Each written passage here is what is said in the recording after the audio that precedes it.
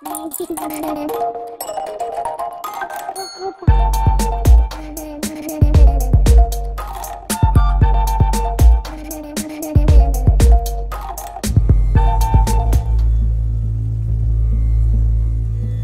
নামদার, হুমায়ুন আহমেদ, পর্ব 13।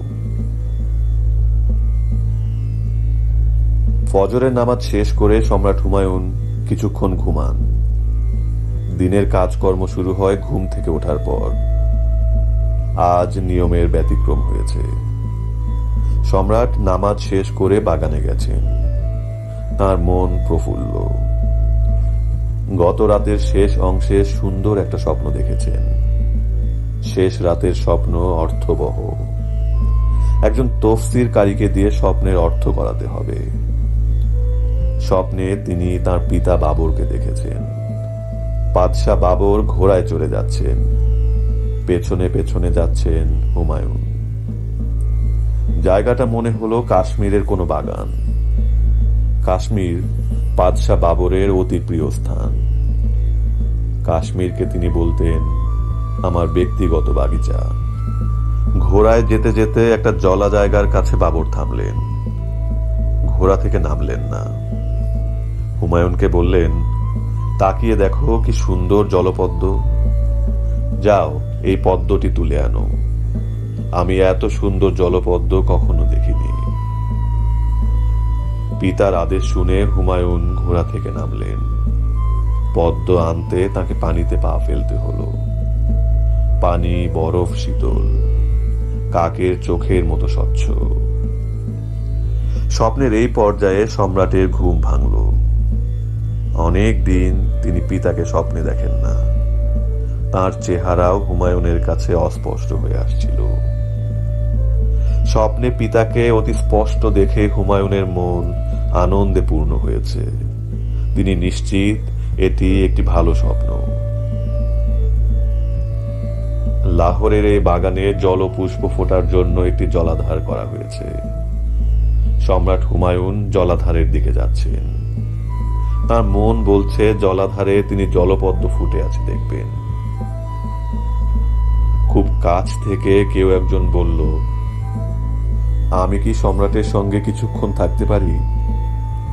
অতি জরুরি কিছু কথা আমার সম্রাটকে বলা দরকার। সম্রাট ঘাড় ফিরিয়ে বৈরাম খাঁকে দেখলেন। বৈরাম খাঁকে চিন্তিত এবং বিষণ্ণ দেখাচ্ছে। হুমায়ুন বললেন, আপনার সঙ্গ আমার সব সময় প্রিয়। আসুন আমরা দুজন জলপদ্মের সন্ধানে যাই। জরুরি আলাপের জন্য অনেক সময় পাওয়া যাবে। বৈরাম খাঁ এগিয়ে এলেন। হুমায়ুন বললেন, আপনাকে দেখে মনে হচ্ছে বিনিদ্র রজনী কেটেছে। বলুন জরুরি কথা। আমি একটি পত্র নিয়ে এসেছি। হুমায়ুন বললেন, পত্র কে পাঠিয়েছে? শেরশাহ? না, পত্রটি লেখা হয়েছে শেরশাহকে। লিখেছেন আপনার ভ্রাতা মির্জা কামরান। হুমায়ুন জলাধারের দিকে যাচ্ছিলেন। বৈরাম খাঁর কথায় তার থমকে দাঁড়িয়ে যাওয়ার কথা। তিনি থমকে দাঁড়ালেন না। জলাধার পর্যন্ত গেলেন। সেখানে জলপদ্ম ফুটেছে। স্বপ্নের মতো সুন্দর না হলেও সুন্দর। একসঙ্গে অনেকগুলি ফুটেছে বলেই সুন্দর। স্বপ্নে একটা জলপদ্মই ছিল। হুমায়ুন আনন্দিত গলায় বললেন, বাহ। বৈরাম খাঁ বললেন, পত্রটা কি এখন পড়বেন? হুমায়ুন বললেন, এই অপূর্ব দৃশ্য কিছুক্ষণ দেখতে দিন, তারপর পত্র পাঠ করব। দীর্ঘ নিঃশ্বাস চাপতে চাপতে বৈরাম খাঁ বললেন, অবশ্যই, আপনি দৃশ্য দেখুন। শেরশাহকে লেখা মির্জা কামরানের পত্র। দিল্লির মহান সম্রাট, জগৎ স্বীকৃত বীর পুরুষ, মহানুভব শেরশাহ। আমি দীর্ঘ পত্রালাপে যাচ্ছি না। আমার ভাই হুমায়ুন মির্জা এই বিষয়ে বিশেষ পারদর্শী। মূল কথায় যাই। আমি আমার ভাইকে বন্দি করে আপনার হাতে তুলে দিতে রাজি আছি। বিনিময়ে আমি কি পাবো তা দূত মারফত জানালে খুশি হব। ইতি আপনার অনুগত মির্জা কামরান। হুমায়ুন ছোট্ট করে নিঃশ্বাস ফেলে আবারও জলাধার ভর্তি পদ্মের দিকে চোখ ফিরিয়ে বললেন, বৈরাম খাঁ, আপনি কি এই ফুলগুলির আয়ু জানেন? বৈরাম খাঁ বললেন, আমি সৈনিক মানুষ। আমার চিন্তা আমার মহান সম্রাটের এবং আমার সৈন্যদের আয়ু নিয়ে। হুমায়ুন বললেন, অপূর্ব এই ফুল মধ্যরাতে ফোটে এবং মধ্য দুপুরে বুঝে যায়। 7 দিন এরকম চলে, তারপর এর আয়ু ফুরায়। সম্রাট, আমরা কি মূল বিষয়ে আসতে পারি? মূল বিষয়ে যেতে মন চাচ্ছে না বলেই পুষ্প বিষয়ে কথা। অবস্থা যে গুরুতর তা কি বুঝতে পারছেন? পারছি। আপনার কি মনে হয় না এই মুহূর্তে কামরান মির্জাকে বন্দী করা প্রয়োজন? তা কি সম্ভব? বৈরাম খাঁ বললেন, গত রাতে শেষ প্রহরে আমি তাকে বন্দী করেছি। আপনার হুকুম পাওয়া মাত্র তাকে আপনার সামনে উপস্থিত করা হবে। সম্রাট বললেন, সাবাস। বৈরাম খাঁ মাথা নিচু করে প্রশংসা গ্রহণ করলেন। হুমায়ুন বললেন, কেউ চমৎকার কোনো কাজ করলে আমরা বলি সাবাস। কেন বলি জানেন? না, পারস্য সম্রাট শাহ আব্বাসের কারণে বলি। শাহ আব্বাস সারা জীবন প্রশংসনীয় সব কাজকর্ম করে গেছেন। সেখান থেকেই সাবাস শব্দটি এসেছে। বৈরাম খাঁ বললেন, আমি সৈনিক মানুষ, এত কিছু আমার জানার প্রয়োজন নেই। যুদ্ধবিদ্যা জানা প্রয়োজন। তারপরও সম্রাটের কাছ থেকে শিক্ষামূলক প্রতিটি বিষয় আমি মনে রাখি। এখন অধীনের আপনার প্রতি 2টি বিশেষ অনুরোধ আছে। আপনার যে কোনো অনুরোধ রাখা হবে। অন্যায় অনুরোধ হলেও আমি রাখব। বলুন, কি অনুরোধ? আমার 2টি অনুরোধ।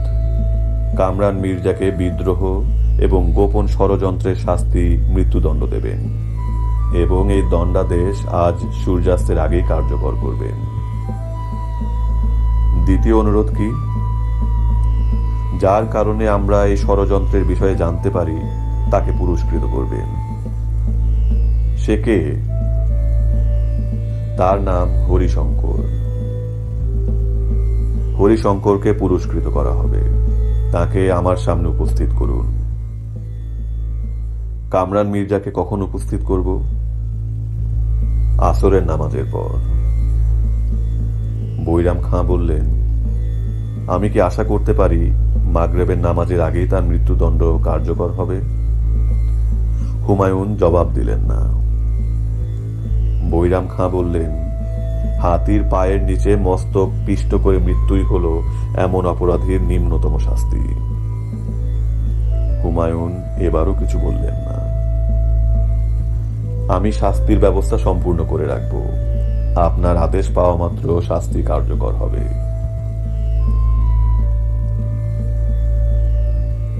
কামরান মির্জাকে বন্দী করা হয়েছে, এই খবর অন্তপুরের রাজমহিষীরা জেনেছেন। কামরান মির্জার মা গুলরুখ বেগম আতঙ্কে অস্থির। তিনি জানেন তার ছেলেকে মৃত্যুদণ্ড দেওয়া হবে। ষড়যন্ত্রকারীদের এই শাস্তির বিধান। মা হয়ে সন্তানের মৃত্যু তিনি নিতে পারছেন না। কিছুক্ষণ পর পর জ্ঞান হারাচ্ছেন। দুপুরের দিকে খবর পাওয়া গেল সম্রাট হুমায়ুন এসেছেন গুলরুখ বেগমের সঙ্গে দেখা করতে। গুলরুখ বেগমের উঠে দাঁড়ানোর শক্তি ছিল না। 2জন দাসী তাকে ধরাধরি করে সম্রাটের সামনে উপস্থিত করল। হুমায়ুন বললেন, মা, আপনি নিশ্চয়ই কামরান মির্জার কর্মকাণ্ড বিষয়ে অবগত হয়েছেন। গুলরুখ বেগম হাঁ সূচক মাথা নাড়লেন। হুমায়ুন বললেন, আপনার কি কামরান মির্জার বিষয়ে কিছু বলার আছে? বাদ আসর তার বিচার বসবে।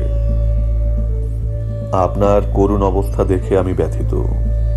আমি দুপুরে আপনার সঙ্গে খাবার গ্রহণের জন্য আপনাকে আমন্ত্রণ জানাচ্ছি। আপনি কি আমার সঙ্গে খাবার গ্রহণ করবেন? না। হুমায়ুন বললেন, আল্লাহ পাক আপনার মনের কষ্ট দূর করুক, আমিন। কামরান মির্জাকে রাখা হয়েছে সাধারণ একটি তাঁবুর ভেতরে। তার দুই হাত পেছন দিকে শক্ত করে বাঁধা। তাকে খুঁটির সঙ্গে বেঁধে দাঁড় করিয়ে রাখা হয়েছে।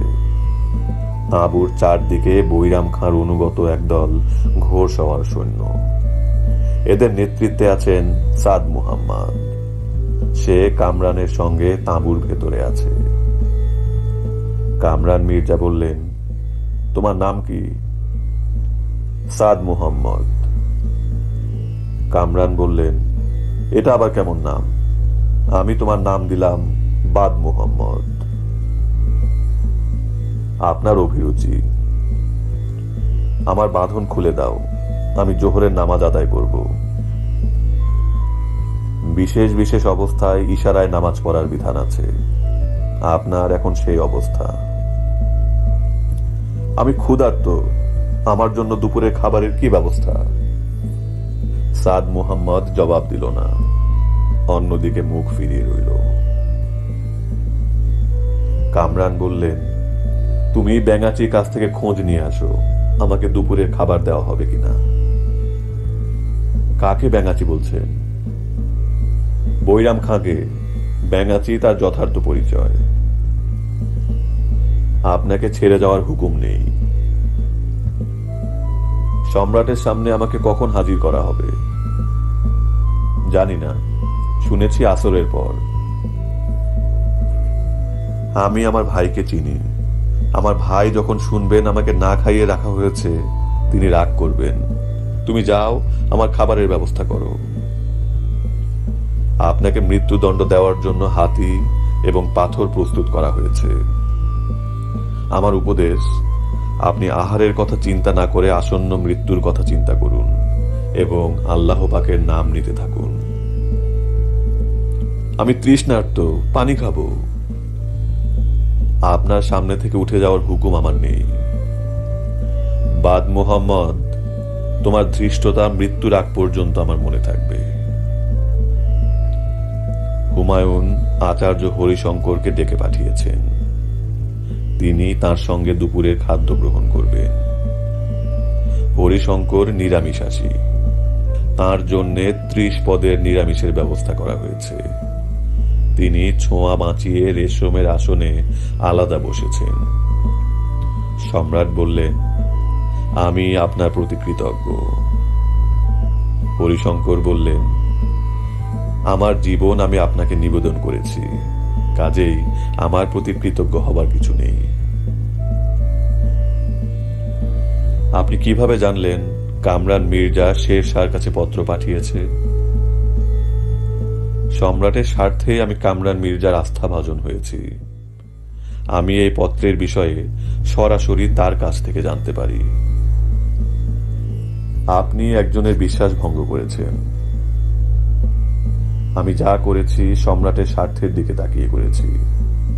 সম্রাটের জন্য যদি আরো 1000 জনের সঙ্গে বিশ্বাসঘাতকতা করতে হয়, আমি করব। আপনি খাদ্য গ্রহণ করছেন না, খাবার নাড়াচাড়া করছেন। কারণ জানতে পারি? আমি একটি বিষয় নিয়ে কঠিন উদ্বেগের মধ্যে আছি বলেই আমার ক্ষুধা তৃষ্ণা লোপ পেয়েছে। উদ্বেগের কারণ জানতে পারি? শের শাহ বিশাল বাহিনী নিয়ে লাহোরের দিকে ছুটে আসছেন। এই বিশাল বাহিনীকে পরাস্ত করা এই মুহূর্তে সম্রাটের পক্ষে সম্ভব না। এমন পরিস্থিতিতে আপনার পরামর্শ কি? আমি অতি ক্ষুদ্র একজন। সম্রাটকে পরামর্শ দেওয়ার যোগ্যতা আমার নেই। তারপরও বলবো, সম্রাট যেন কান্দাহারের দিকে চলে যান। পালিয়ে যেতে বলছেন? হ্যাঁ, য পলায়তি সজীবতি। এর অর্থ কি?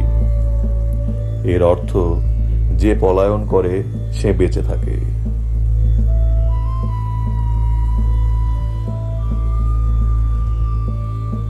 মির্জা কামরানকে সম্রাটের সামনে উপস্থিত করা হয়েছে। তার কোমরের তরবারি গলায় ঝুলিয়ে দেওয়া হয়েছে। দুই হাত শক্ত করে পেছন দিকে বাঁধা। সম্রাটের সামনে বন্দীদের এভাবেই উপস্থিত করানোর রীতি। কামরান কুর্নিশ করার চেষ্টায় সামান্য নিচু হলেন। হুমায়ুন বললেন, আমার ভাইকে কেন তোমরা এভাবে আমার সামনে উপস্থিত করেছো? এক্ষুনি হাতের বাঁধন খুলে দাও, গলা থেকে তরবারি নামাও। তাই করা হলো। সম্রাট উঠে এসে ভাইকে আলিঙ্গন করলেন। সম্রাট বললেন, আমার মহান পিতা মৃত্যুর আগে আমাকে বলেছেন, তুমি সব সময় ভাইদের দেখবে ক্ষমা সুন্দর চোখে। আমি তাই করছি। ভাই কামরান, এসো, তুমি আমার ডান পাশে এসে বসো। কামরান মির্জা তাই করলেন। অসময়ে একটি তরমুজ এসেছিল খোরাসান থেকে। সম্রাট নিজের হাতে সেই তরমুজের খণ্ড ভাইয়ের মুখে তুলে দিলেন। এমন আবেগ ঘন মুহূর্তে দরবারে মারহাবা ধ্বনি উচ্চারিত হয়। কেউ মারহাবা ধ্বনি দিল না। সম্রাট ভাইকে বিশ্রাম নিতে পাঠালেন।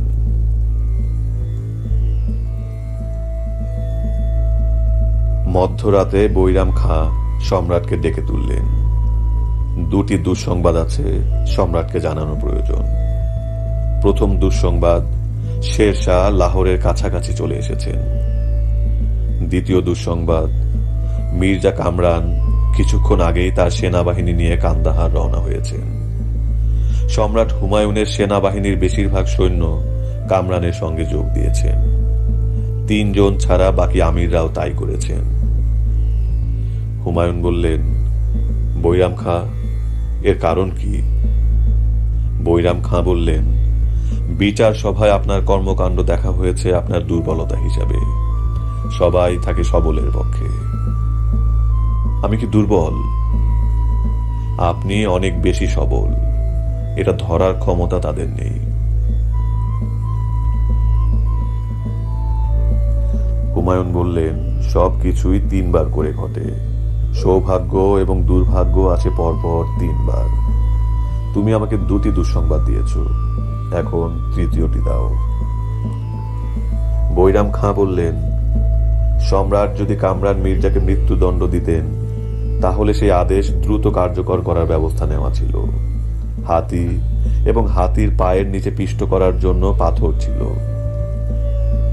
কামরান মির্জা সেই পাথরে সাদ মুহাম্মদকে হাতির পায়ের নিচে পিষ্ট করেছেন। সাদ মুহাম্মদকে সম্রাটের এবং আমার অতি অনুগত একজন। তার হাতে কামরান মির্জা বন্দী হয়েছিলেন। বৈরাম খাঁ, আপনি কি নিয়তি বিশ্বাস করেন? করি না, কিন্তু আপনি বললে করব। সম্রাট দীর্ঘ নিঃশ্বাস ফেলে বললেন, আমি বলছি না, স্বয়ং আল্লাহ পাক নিয়তির কথা বলেছেন। সূরা বনী ইসরাইলে বলা আছে, আমি তোমাদের ভাগ্য তোমাদের গলায় হাড়ের মতো ঝুলাইয়া দিয়াছি। নিয়তির হাতে সম্রাট নিজেকেই সমর্পণ করলেন। স্ত্রী হামিদা বানু এবং অল্প কিছু অনুগত জন নিয়ে শুরু হলো তার পথে প্রান্তরে পালিয়ে থাকার দিন। তাকে তাড়া করে ফিরল আরেক নিয়তির সন্তান শের খাঁ। ভুল বললাম, খাঁ না, তিনি এখন শের শাহ।